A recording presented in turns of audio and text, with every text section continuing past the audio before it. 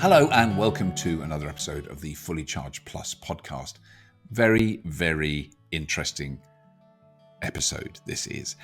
I learnt a lot during this conversation. Genuinely, I was scrawling down notes. I was trying to remember pieces of information. Really, really interesting. What we're talking about today is electric motors. But I guess it would be fair to classify these as the next generation of electric motors. Much less material, lighter, very powerful, very fast, not using rare earths. I'm going to let my guest today explain that, but just a little bit of background, which we didn't possibly cover in detail. We're talking to James Widmer, who is the CEO and co-founder of a company called Advanced Electric Machines, and they are based in the northeast of England.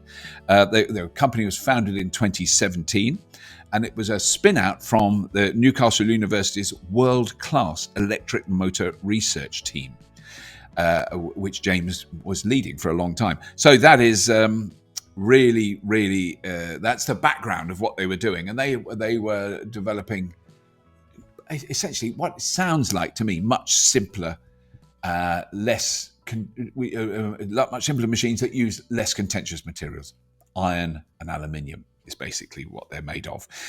I'm going to let James explain all this. But before we start that, let's just have a brief word from our wonderful, incredibly supportive sponsors who make this podcast a possibility week in, week out.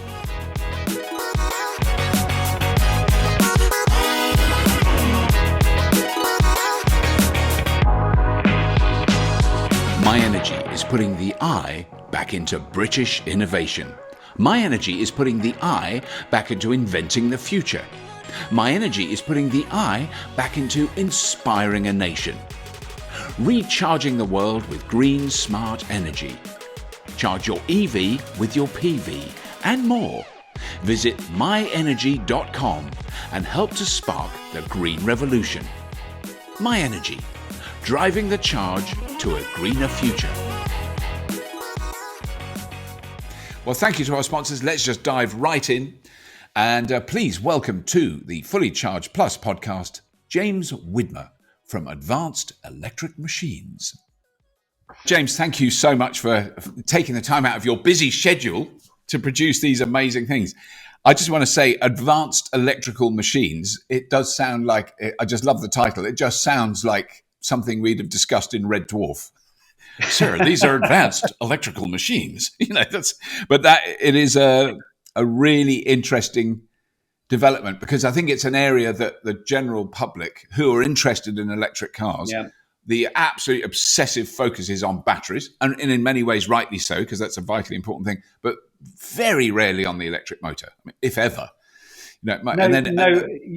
You're right, Robert, and the reality is that people are still looking at hydrogen fuel cell vehicles. There are even hybrids still around, and obviously there's battery electric. And the thing they all have actually in common is the electric motor. So it's everywhere. But I think you're right, though, that the reality is the most expensive part is the battery. Yeah.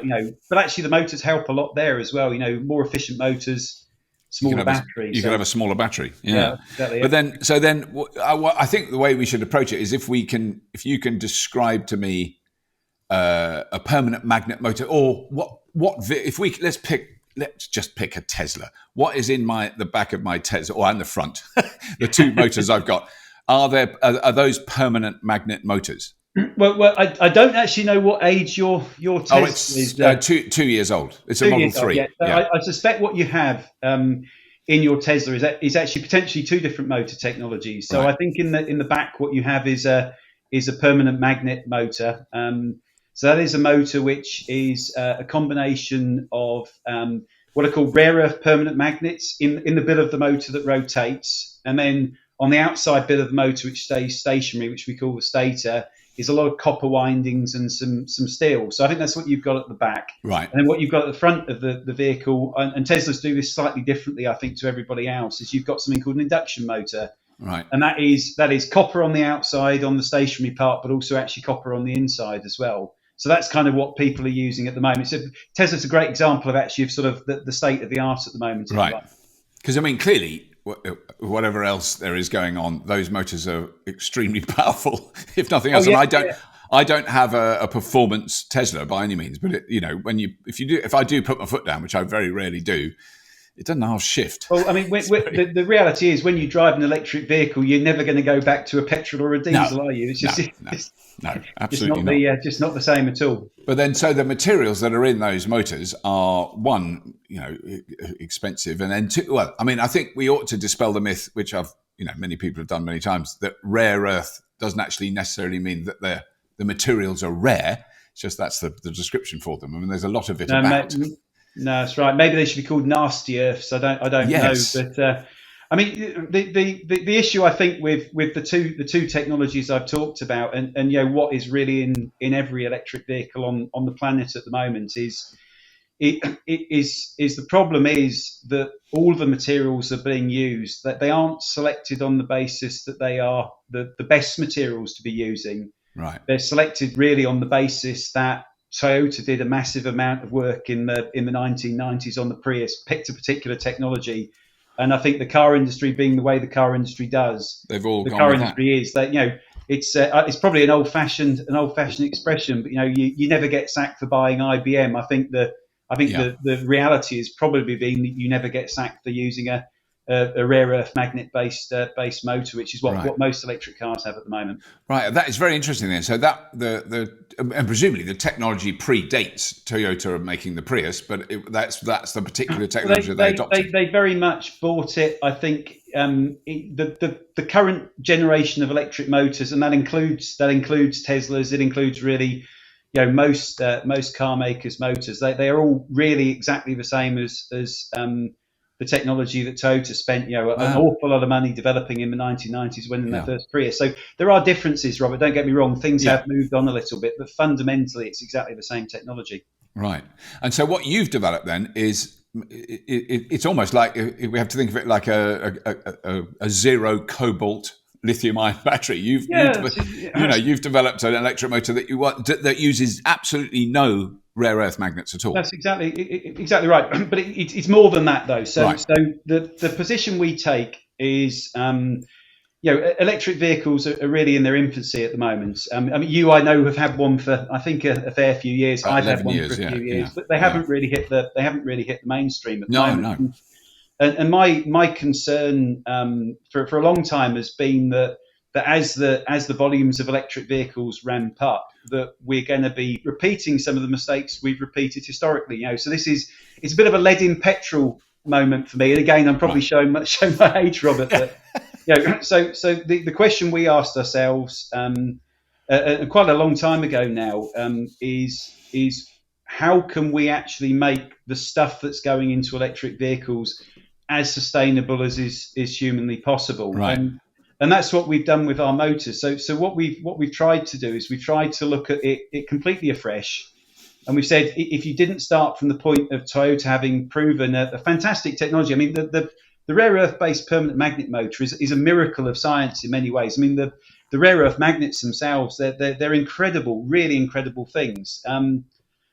But they're not very environmentally sustainable. And the key thing from our perspective is you don't need them. So if you don't need them, why on earth would you use them?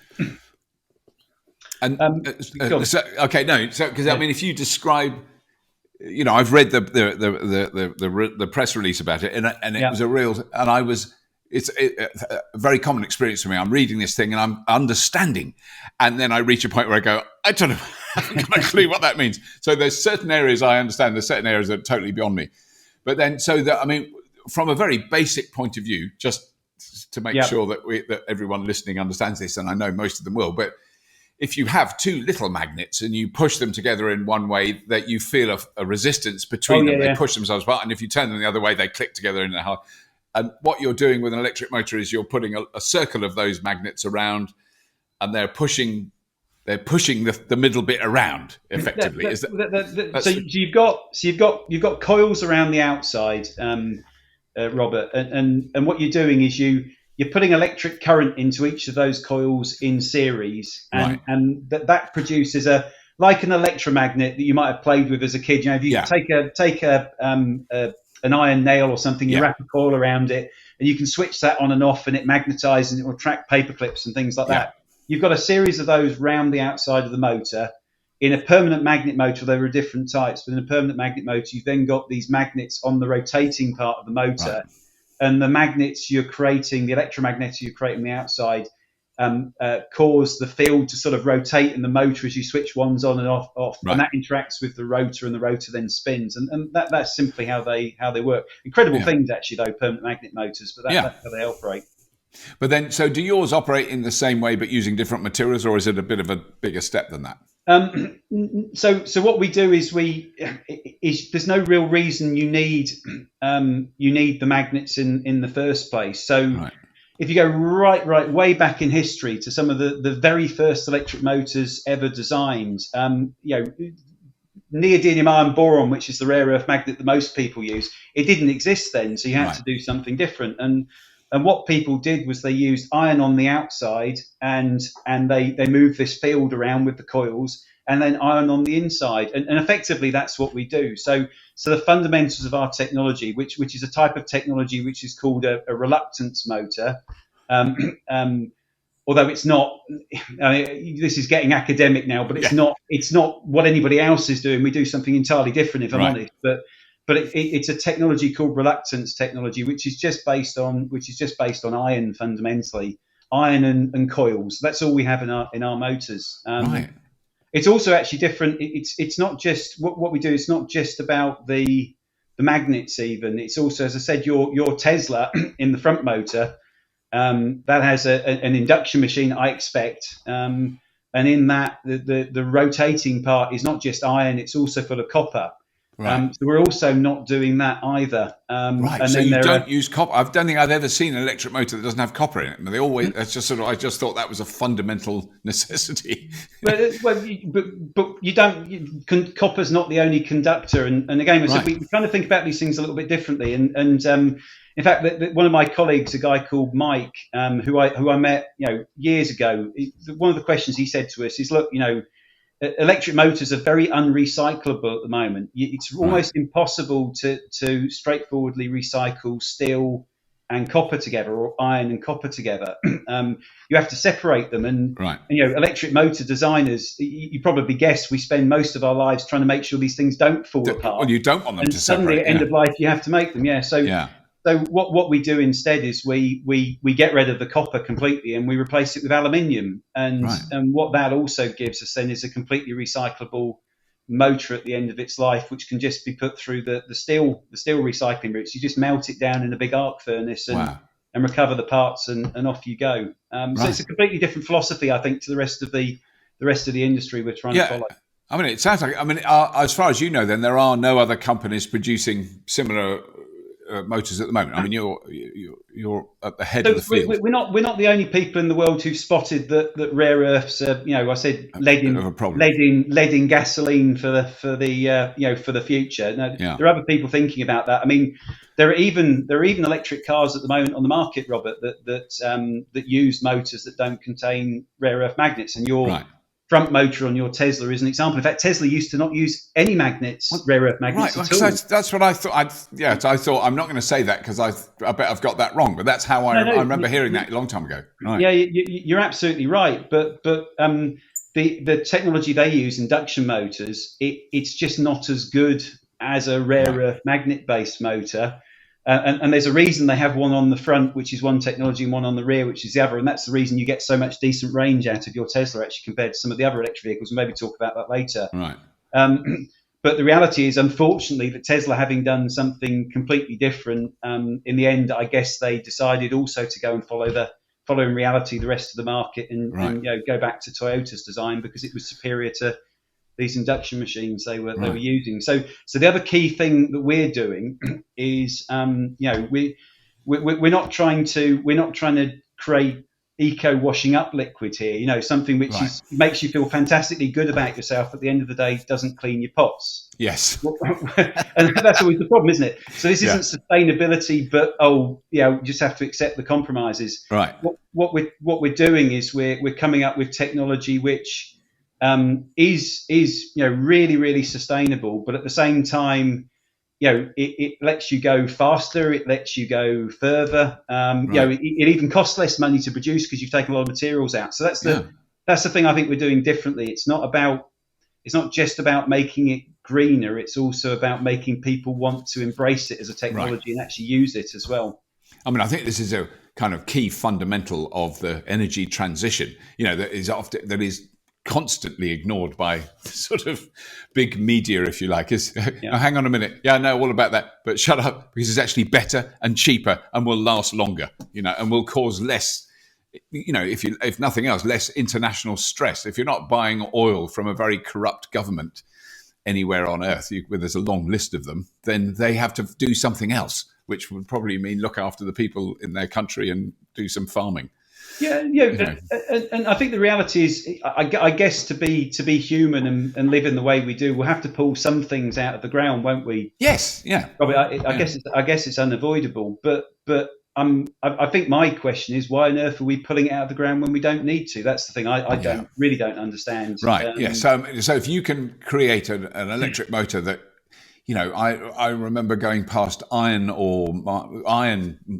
quarries as a kid in the Midlands, in Northamptonshire. And I love the big digger, of course, because I've always been a bit obsessed with diggers. We all love the big digger. But I mean, what was very obvious was there was really a lot of it. It wasn't a kind of difficult thing to find. If you find a sort of, and we know there's a lot of iron on the Earth's surface. We're not going to run out of iron in a long time. But so. Okay, so can we? And iron is also a fantastically recyclable material as well. Yeah, and that's the other thing I think it's worth bearing in mind is there are materials which are very easy to recycle. There are materials which are more difficult to recycle. There are materials that we have already out of the ground in abundance. There are materials we don't already have out of the ground in abundance. And to me, picking the ones that we've got and we can recycle, it's a bit of a no-brainer, I think. Yeah, I mean, because could you use materials like, say, I mean, I've spent many years of my life in a scrapyard and just witnessed. I mean, if nothing else, witnessed the staggering tonnage of stuff we throw away. Yeah, when you're in a big scrapyard, and some of them we worked in, particularly in the United States, were 50 hectares of 10 piled high cars, and there's an enormous amount of material now, and they obviously were recycling those. It just was taking them a while to get through them all. But I mean, could you use materials that came out of that sort of processing? I think that's got to be the goal, hasn't it? That's got to be the aim. I'm not sure. And if I'm honest, I'm not even sure that necessarily all the materials that we currently. One of the problems you've got actually with doing what we're doing is you can find the obvious things and you can get rid of those and you can start to eliminate things and make your product more and more sustainable. But at the end of the day, you then come to the fact that you have to buy something, and actually, I tell you what, it's very difficult to know what you're buying actually comes from. Yes, I'm sure. So yes, we are trying to design the motors so that they can be manufactured using recyclable material. Right. They can themselves be recycled again at the end of their life to become motors or aeroplanes or I don't know, teaspoons or whatever it's going to be as well. But one of the gaps at the moment is you don't really know where the stuff came from in the first place. No. But then, because one of the shocking things in the report that you did that I read that is about, which I just had, classic absolute ignorance of, is how I assumed rare earth magnets. Oh, there's someone running a quarry in China. It's got a big digger. They dig stuff up, and that's rare earth magnets. And then they put them in a box and they're shipped to a car factory, and maybe. But there's a bit of processing that goes on. Yeah. Which I think very few people would know about. And I mean, it's a very critically important topic. No, and I mean, I don't claim to be a mining expert. So I say what I know. I don't know everything, but it appears that the process for both the mining and refining of these, it produces a lot of CO2. It puts a lot of acid into the environment. It has leaches out things that can get into waterways and cause fish and things like that to die. And it's not really what we should ideally be trying to do. I mean, I think equally, even just rare earths are not rare, but I think you need a lot of ore to get a little bit of rare earth. Get a little bit of rare earth, right? Yeah, so it's kind of the taking the top off the mountain type mining operation. Yeah. If you can avoid that, why wouldn't you? Yeah. And I suppose, I think the difference is when you hear rare earth magnet, I now feel so ashamed, but I assumed, that you dig up a big lump of rock and someone hits it, chisels it with a hammer, and there's a lump of rare earth magnet. But it's distributed then widely within different rocks. And I think they use acids to sort of remove different parts and leach things out, and they have to heat it up and cool it down and break it up. I'm not an expert on the actual process, but it's clear from what you can do is find figures that are publicly available, and it's clear that the environmental impact of these things, for example, is much worse than steel. It's much worse than aluminium. I've talked about the fact we don't use copper, but it's also much worse than copper. Yeah, because I know that producing copper requires an enormous amount of energy. Because you don't dig up a lovely lump of copper-coloured metal to you. It needs quite a lot of heavy and very energy-intensive processing. Yeah. So does aluminium, which we do use, and so does the steel we use. But what we're trying to do, though, is look at the things sort of holistically. Yeah. And one of the things you might not know about aluminium is that as a conductor, because that's what we use. We're using it to conduct the electricity in the motor. As a conductor, you need half as much mass of aluminium as you do of copper. Wow. So that means that in terms of its environmental impact, you're only using half the mass that you would have done of the copper in the first place, and all of the mining is done, if you like, by the ton. Yes. So half as much means half as much tonnage means not half as much environmental impact, but it's different. But also that obviously means as well that your motor's lighter. Yes, I was going to say that lighter car means lots of advantages. So there is if you had two similar sized electric motors, one which was a permanent magnet and one which was yours would definitely be a lighter one. At similar size. Again, actually, funnily enough, yes, we have technology which we think can be lighter. It depends what you're trying to do with the motors, though. Actually, at the end of the day, so a lot of the motors we make, where we've started is looking at electric trucks. Right. To me, it's one of the great scandals of the world at the moment that we are. We have awful pollution, air pollution inside cities, and ultra low emission zones are starting to happen. But we are pushing diesel trucks into these cities, and all of the delivery companies having to do that because they just cannot buy decent electric trucks yet. And so one of the things we've done with our motors is the first motors we've launched, we've not designed them to go into electric cars, although we are looking at that for the future. We've designed them to go very specifically into electric trucks, and the thing about an electric truck is it's a big heavy lump. And you want a motor that's going to be there at the end of that truck's life as well as the beginning. So, in that case, maybe we don't try and make it small. It's super light. We try and make it strong, so that it's not getting thrown away earlier than it needs to be. It's still there at the end of the life of the truck. No, it's become increasingly apparent to me in the last couple of years that in a way, the private vehicle transition, it's going to happen. But in a way, that's kind of, that's happening. Don't worry about that. How many vans has Amazon bought that are diesel in the last year, and how many are electric? We know there's 2 distribution centres in the UK now that are 100% electric, which is fantastic. But it's still in the kind of couple of 100 vans or 300 vans, which is brilliant. But it's not in the 10,000 or the 20,000 that they're still buying. That's happening all over the place. But the good thing is, those vans are becoming more available. And the two companies we've looked at recently, Arrival and more recently Volta Trucks, really impressive what they're doing. So and it's so important that, because when you then, I was in London the other day, and at least half the vehicles that I was driving past me when I was walking along the street were delivery vehicles, either big trucks or small vans. Yeah.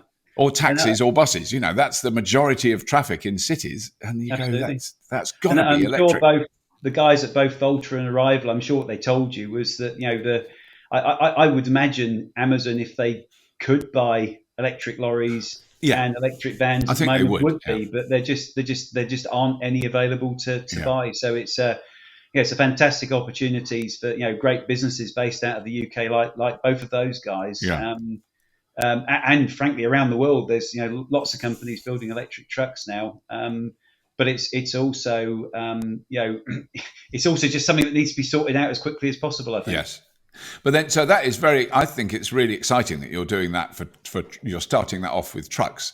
Because obviously, in terms of sheer numbers, I suppose it's going to be less, but they're big, hefty things. You're not. Yeah.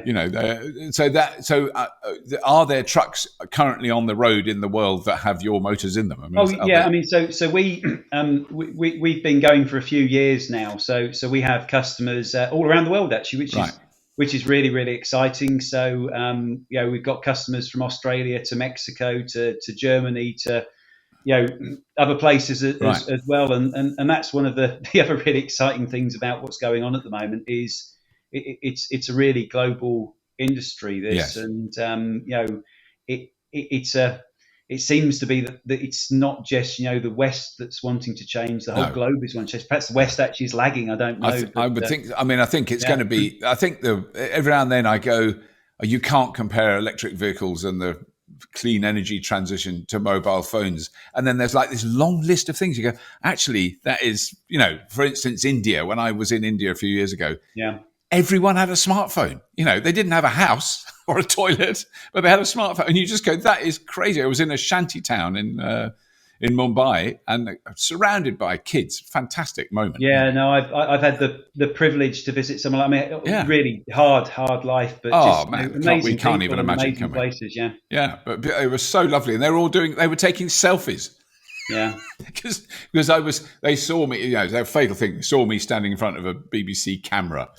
So then they all came. Once that happened, they all came around, and our lovely Indian minders just said, look, just smile for them for a minute and then we'll go, But what was amazing was these are little kids, no shoes, with smartphones, and that's how they pay for things. That's how they do everything. But that transition, they didn't have to go through copper wires hanging up in the street. They never had them. And in a sense, I think there's going to be that thing where, we haven't got petrol. You get range anxiety in a petrol car because we don't have any petrol stations. Electric car, we've got electricity everywhere. Exactly. And isn't it just perverse that it seems to be, the other way? People are so concerned about the range of electric cars. Yes. And I can only assume people who worry about it have never had one because. But also they've been brilliantly, and I'm just writing something about this now, brilliantly told to worry about it for the last 15, 20 years. Yeah. You'll get range anxiety was a term coined by the General Motors publicity department when they withdrew the EV1. It's very clearly historically documented. That's who came up with it. And it's complete nonsense. I had it the first time I drove an electric car because I've been told I would have it, and I've never had it since. I have had my moments. My first ever journey in an electric car, and this was my history was working for Newcastle University in the Northeast, and they had the Northeast was a great place originally. A lot of the original electric cars up here, the Leaf and things, and I took one to go and do a journey, and I remember getting back to base again with 1 mile left on the range, and with turning the lights off and the heating off and everything else off just to cool around. But actually, it was fine. I've never run out. I don't know. Have you ever run out of battery? I've only done it once because I did it on purpose to see what happened. It takes, and that was in a Leaf.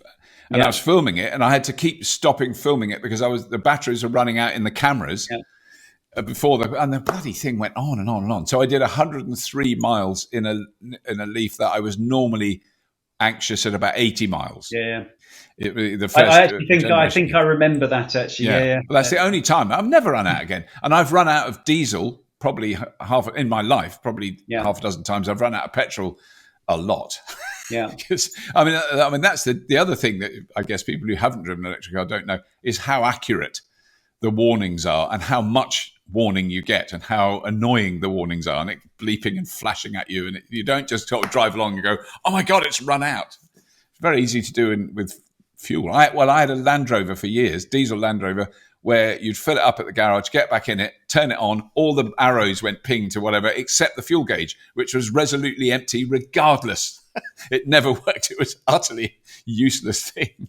And even if you tapped it, it didn't do anything. It never worked. A motorbike like that, exactly. Yes, I understand completely. Yeah. So you had to keep close eye on it. But then so in terms of manufacturing complexity, because that's one of the things I remember watching a while ago, is how they made, I think this again was Tesla, how they do the windings and the machinery. I've seen that machinery up close.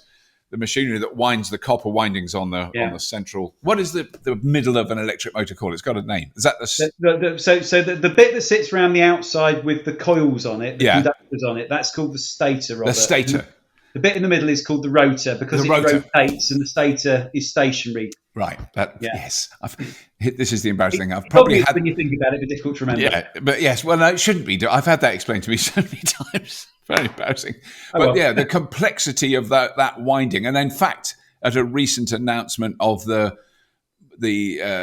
Model S Plaid, the ridiculously fast one, they talked about how they had to coat the copper windings in something, I don't remember what it was, titanium or something, because it was spinning so fast, 20,000 RPM, that it would rip the copper to bits, and they had to, and then you think, wow, amazing technology. And then you go, now, since I've read your paper, I'm going, did they really need to do that?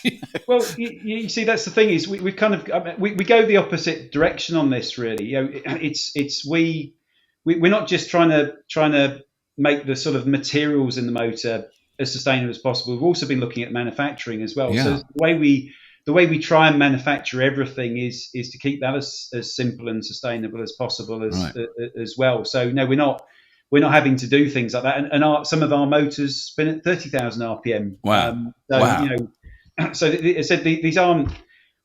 We're not trying to make we're not trying to make something which is unusable by people. We're trying to make something which is really at the top of its game, and compares brilliantly to anything else on the market. Yeah, I mean, it does. The whole thing sounds like. Well, I guess that's what you're saying. I can't help thinking, what are these people on? Why aren't they making motors like yours, or why aren't they buying your motors, or what? What would you say is the resistance to it? I don't know, because presumably by now, all the big car manufacturers will have had a sniff around your motors and going, "Is this not necessarily even the actual ones, but the technology you're talking about?"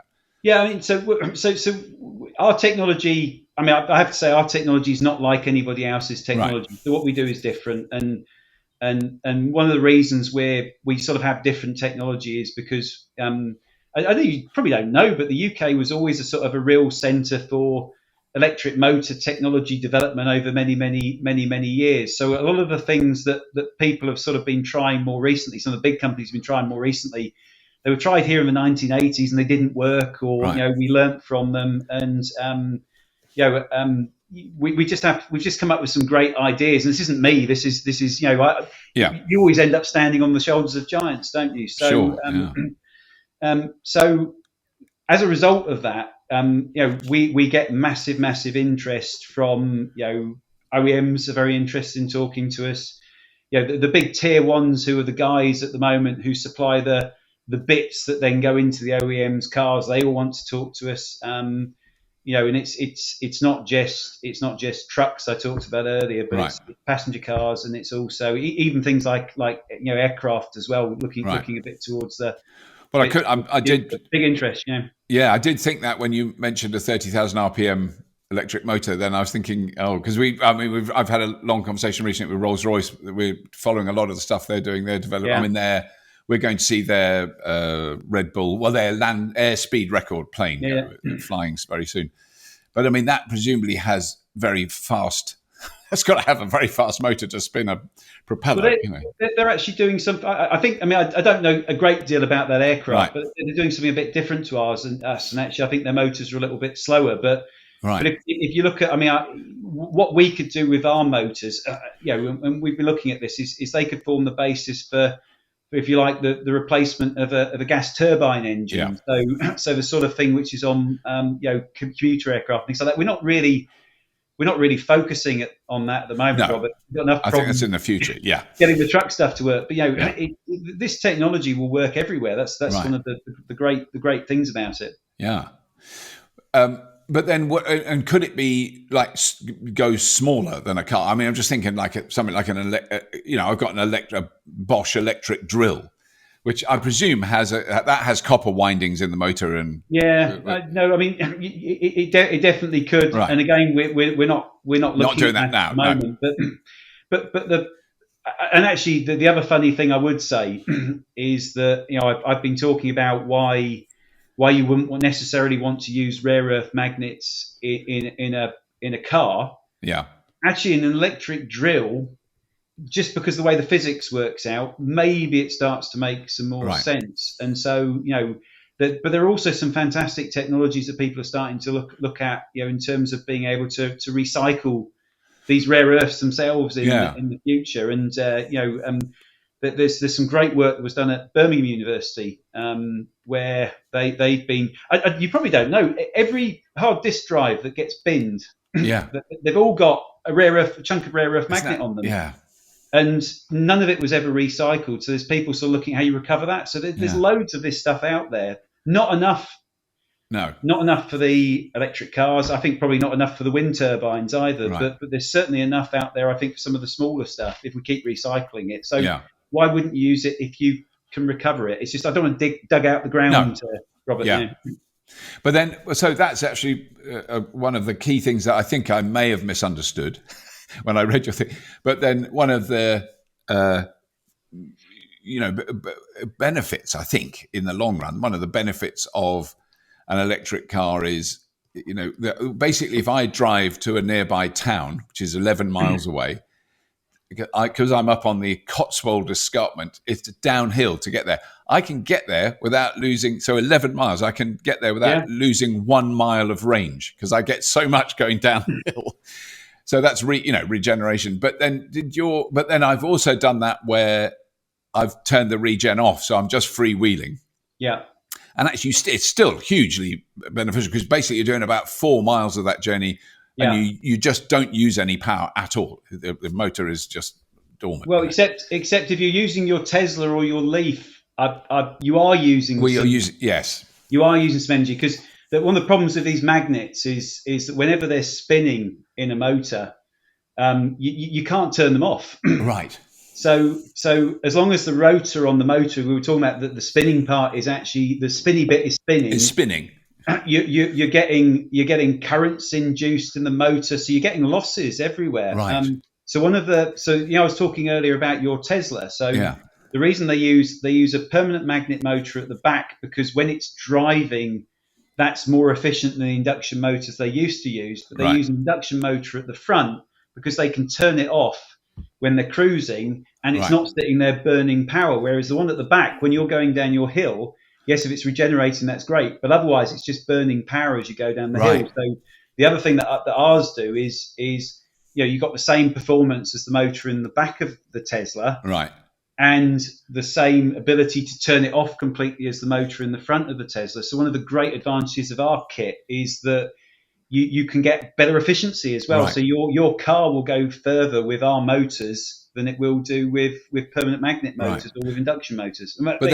But are you wait, say, I mean, I'm just thinking in a truck, if you're going down a hill in a truck with one of your motors, can you regenerate? You can produce power still. But that's a choice, not you don't have to do it. You don't have to. Technology is forcing you to do it. Yeah. Right. But then so that when it's not doing it, there's no power being used or generated. It's just there's nothing. Yeah. You're just freewheeling. You could once you turn off the coils. Yeah. It's completely inert. It's just a thing that's spinning in another thing. Spinning thing. That's all it is. Yeah. It's just a weight spinning around. Yeah. Right. Wow. That is really interesting because that is. I put in context a bit for you. So the customers we work with, they tell us that they might be able to extend the range of the cars by 10 to 15% just by switching to our motors. So I'm saying it's not the way we look at these things is we're not just trying to be sort of sustainable for the sake of it. We're actually just trying to think this all through and work out what do the car manufacturers want, what do the customers want who are buying the cars, and try and work out ways of making everybody happy with taking the sustainable choice. Yes.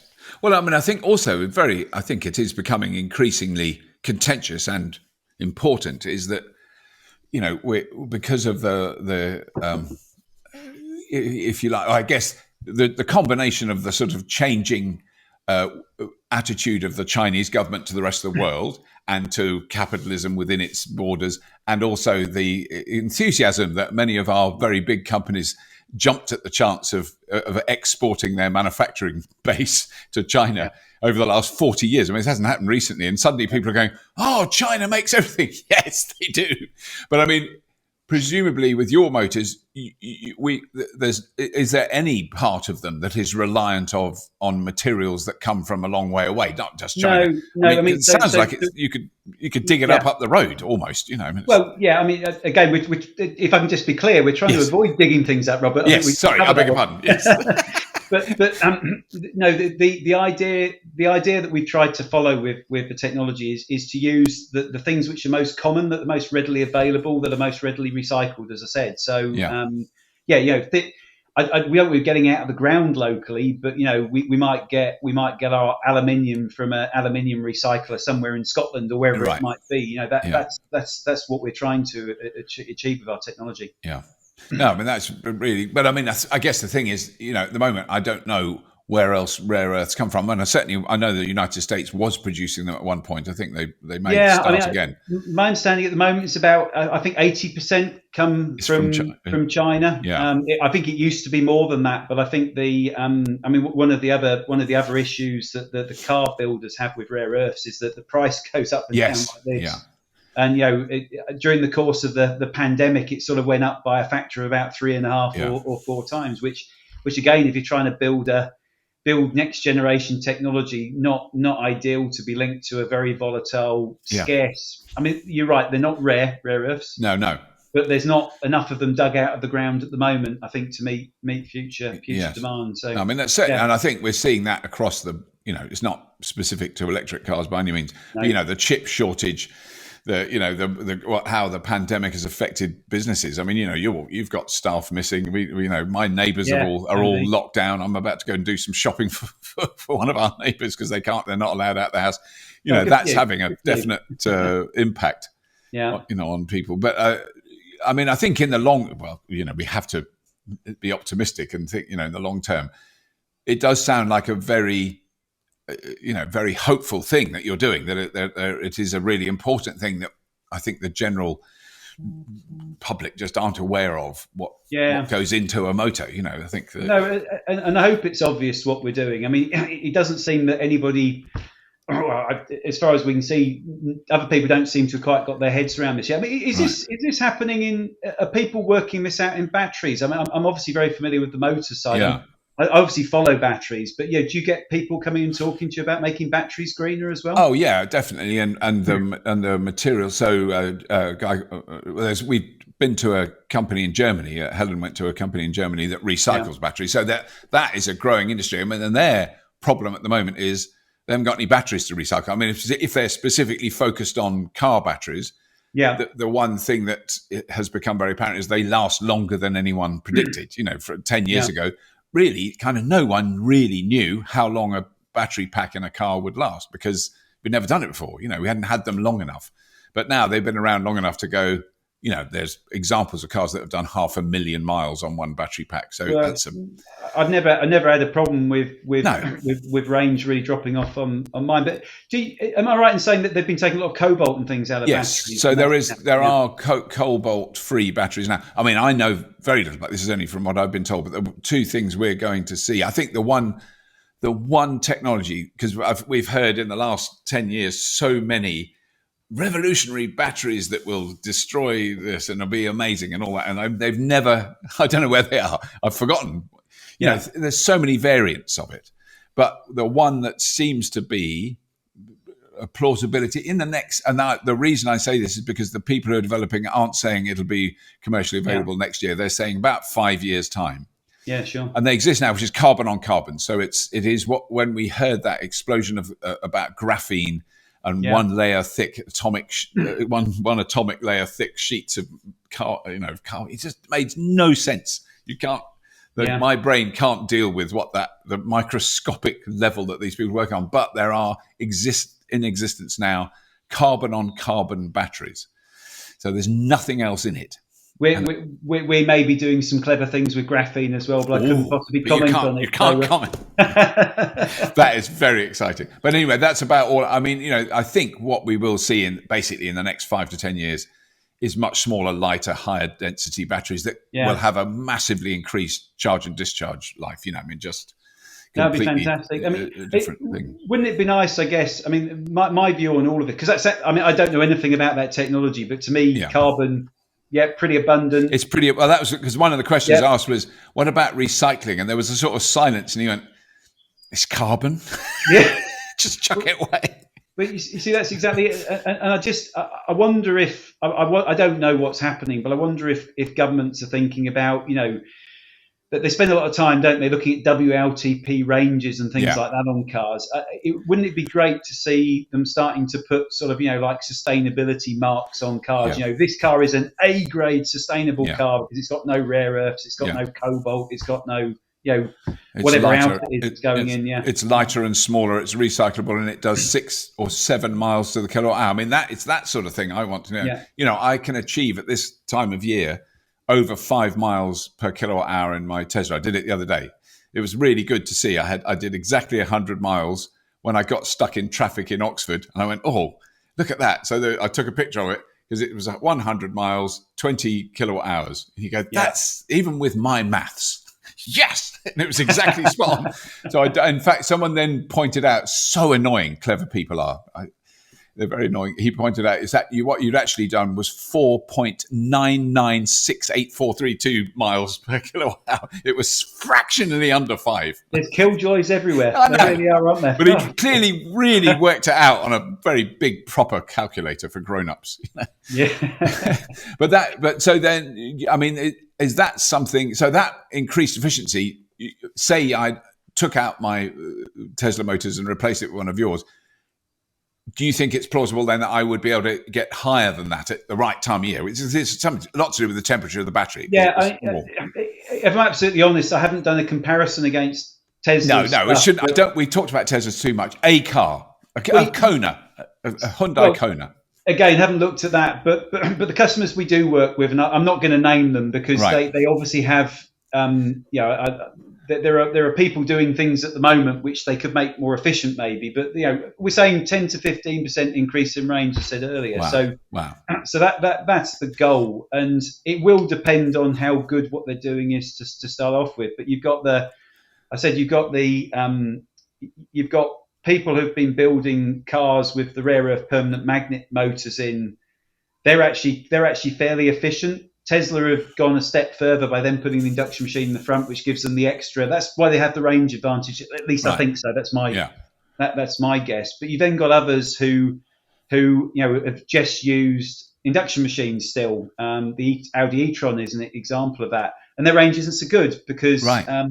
So what we've done with our technology is pick the one that kind of gives you the sweet spot, the same efficiency as the permanent magnet motor, the ability to freewheel. And just generally being really well optimized, so that where you really drive the car. So when you're driving the car, you don't drive flat out all the time. Most electric motors are really efficient there. What we've done with ours instead is make them really efficient where you actually use the car. Right. And that's the other reason we come out really well in these comparisons.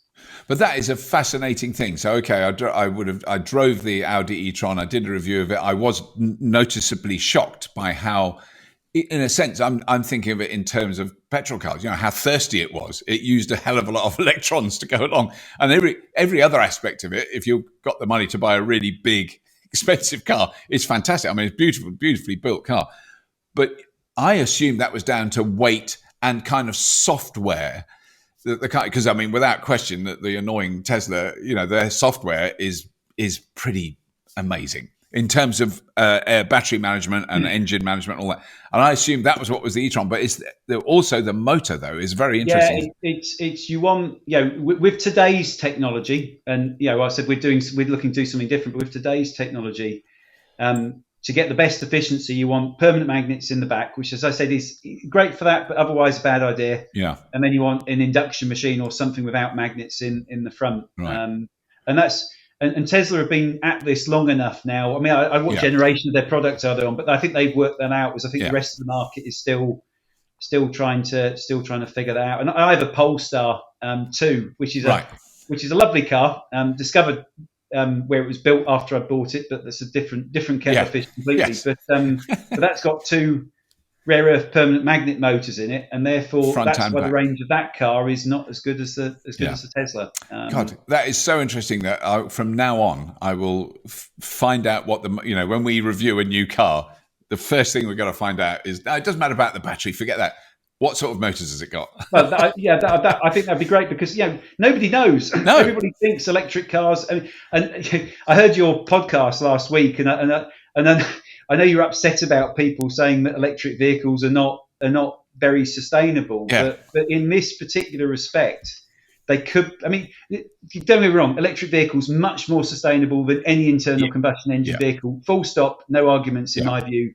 Just that's the way it is. But we could make them much more sustainable. Right. And over the next few years, we're going to go from the geeks like ourselves who've had electric vehicles from years. Other people are coming on stream. It's going to go. There's going to be 100 million electric vehicles per year. In not very many years, and we've got to stop putting this rubbish in them. Yes. That's the decision we need to go and take. No, I mean it's as important, or if not more important, than where all the materials that go into batteries come from. That is a critically important thing. That they're both the same. I know nothing about batteries, and I don't pretend to, so I can't solve that problem. I can just try and fix motors, when I do get. And in a sense, it's not even confined to vehicles. It's the way we live. It's possibly. It might be not a bad idea for, in one aspect, to go back to my childhood, where when you bought milk, it was in a glass bottle that you took back and it was used again.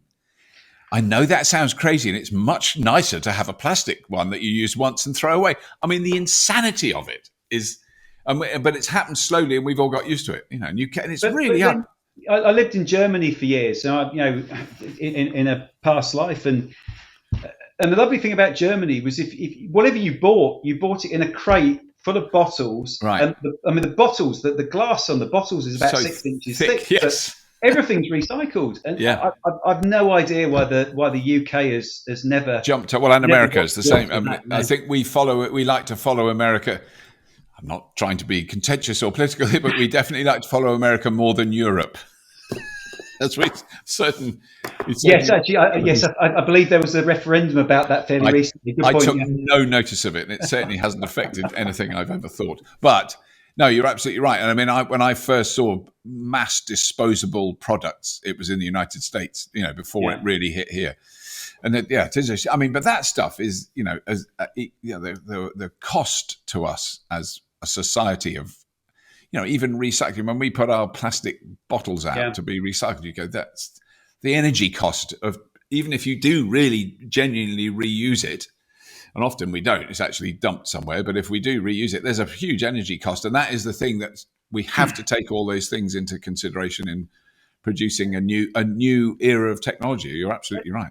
And you kind of, so other things we've been trying to think about as well, which links in really well with this. So when things like electric vehicles are tested, you probably don't realize again, but it takes a lot of energy to test these things, and you have to test them for, we just completed 2,000 hours of really accelerated testing on the motors that we're putting into trucks. But, generally speaking, there's a massive amount of energy that goes into that, and the current way that tends to be done is all of that energy is just dissipated and wasted, and goes up into the atmosphere. Right. Just simple things you can do, like we recover the heat that comes off the motor. The motors get hot. You take the heat, you put the heat into the factory, you blow air through it, and you heat the factory. So we didn't have to use gas at all over the winter, because it was just being heated by. Because you were testing the motors. That's amazing.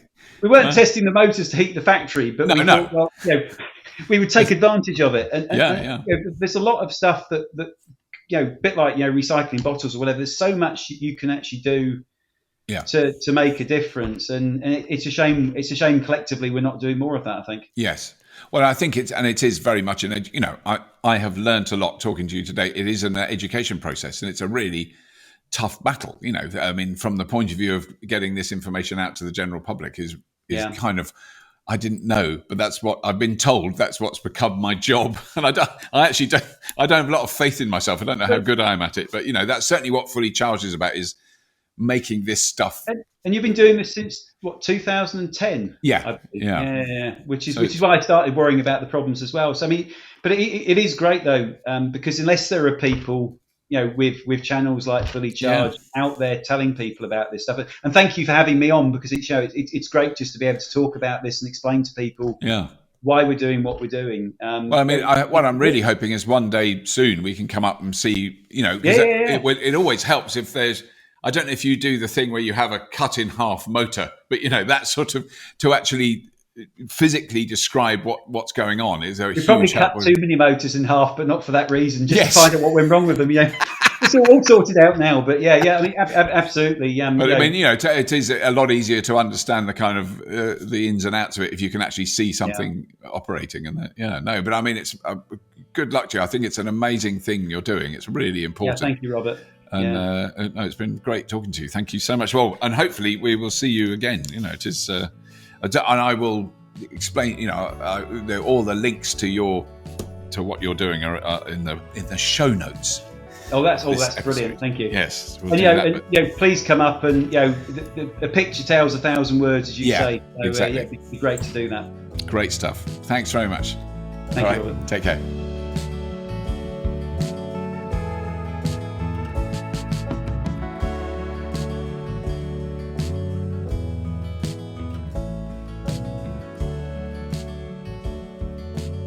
Well, I really hope you enjoyed that. I was absolutely fascinated by that. We could have done 2 hours. And what we are now planning is how we get up to actually go to their facilities and see these motors and see how they're being made. And they're developing a whole range of stuff that is really exciting that James wasn't happy to talk about now, but that's fine. Totally understand that. That's it, though. So please do subscribe to this fabulous, entertaining and informative podcast, and tell your mates and your family members that they need to listen occasionally to something other than popular music on a commercial radio station. I don't know why I said that. It could be that you listen to many other wonderful podcasts. There's certainly a plethora to choose from, but the Fully Charged Plus podcast is right up there.